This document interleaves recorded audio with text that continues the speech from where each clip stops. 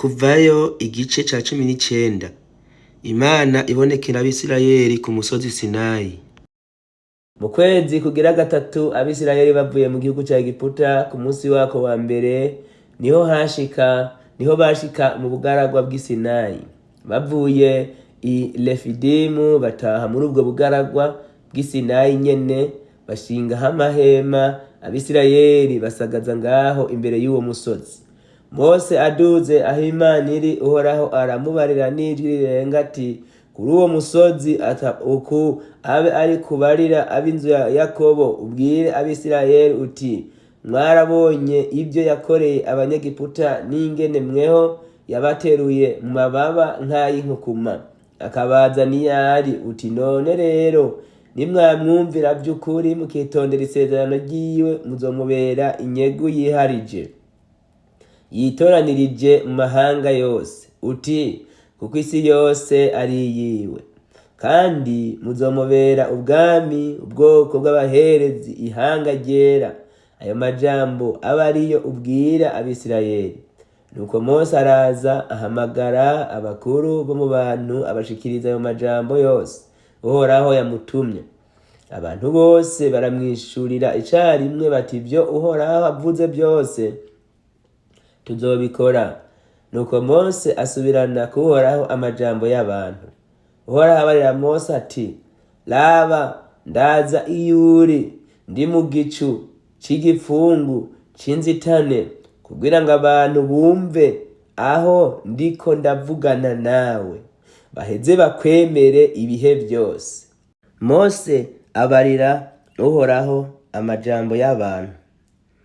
Uhoraho abarira Mose ati, genda ku bantu babwire biyeze uyu munsi n'ejo bamesura impuzu zabo.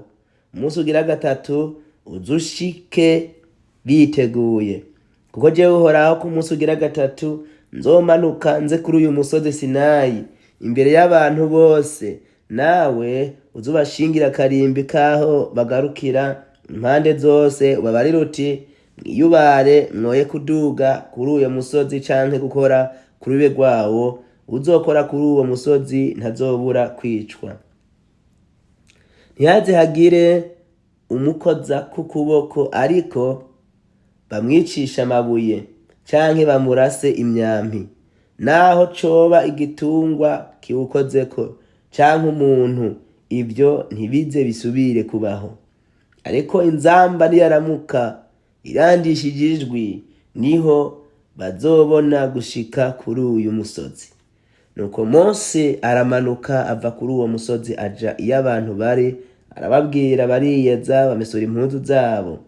Abarira abantu ati, umunsi ugira gatatu uzushike mwiteguye, kandi ntihaze hagire uwegerana n'umugore. Ku munsi ugira gatatu mu gatondo haba imituragaro n'imiravyo n'igicu c'igipfungu kizitanye kuri uwo musozi. Humvikana n'ijwi ry'inzamba rirengera cane. Abantu bose baraho bashagaje bahinda gashitsi. Maze Mose akura abantu aho bashagaje ngo baze gusanganira Imana, bahagarara munsi y'uwo musozi.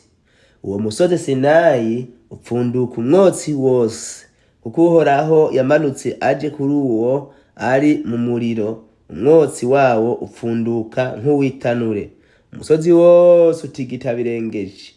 Ijwi ry'inzamba rirushirije kurengera, Mose aravuga, Imana imwishura mwijwi rirenga. Nuko Uhoraho aramanuka aza kuri uwo musozi Sinayi ku mpinga yawo.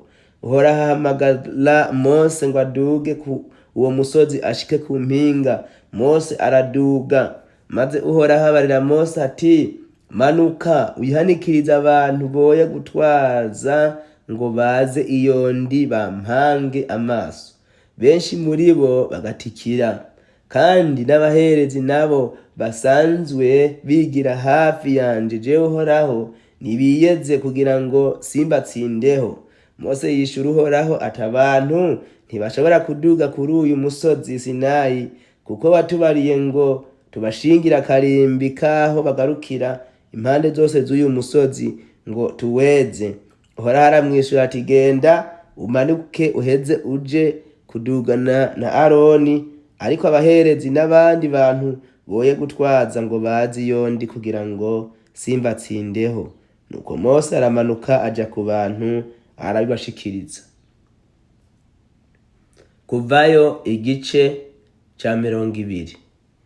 Ivyagezwe 10. Imana ivuga aya majambo yose iti: Ndihoraho Imana yawe yagukuye mu gihugu ca Egiputa mu nzu y'ubuja. Ntukagire izindi mana umbangikanya. Ntukibazire igishushanyo canke igisa n'ishusho y'ikintu na kimwe kiri hejuru mw'ijuru canke hasi kw'isi canke mu mazi yo mu biyaga. Ntuzuvyikubita imbere, ntuzubisabe, kuko jewe Uhoraho Imana yawe ndi Imana ifuha.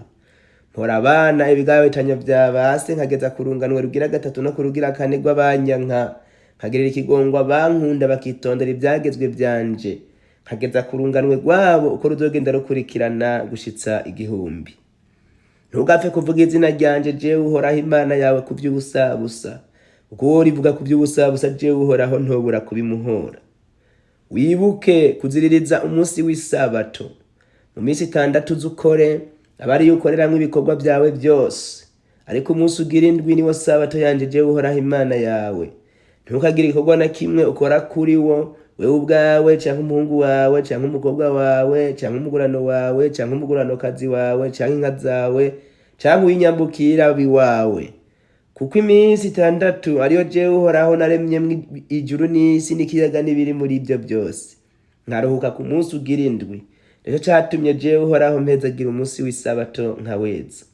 Wubahe so na nyoko kugira ngo urambire mu gihugu jewe Uhoraho Imana yawe nzoguha. Ntukice, ntugasambane, ntukibe, ntukagirize ibinyoma mugenzawe. Ntukifuza inzu ya mugenzawe, ntukifuza umugore wa mugenzawe, canke umugurano wiwe, canke umuguranokazi wiwe, canke inka yiwe, canke indogoba yiwe, canke ikintu na kimwe ca mugenzawe. Abantu bose bumvise ya mituragaro, babonye ya miravyo, bumvise n'ijwi rya ya nzamba, babonye na wa musozi upfunduka umwotsi, bategwa n'ubwoba bahinda agashitsi, barasuha bahagarara kure, babwira Mose bati: ba ari wewe utubarira niho twovyumva, ariko Imana yawe kuba ariyo itwibaririra ntiduhave dupfa.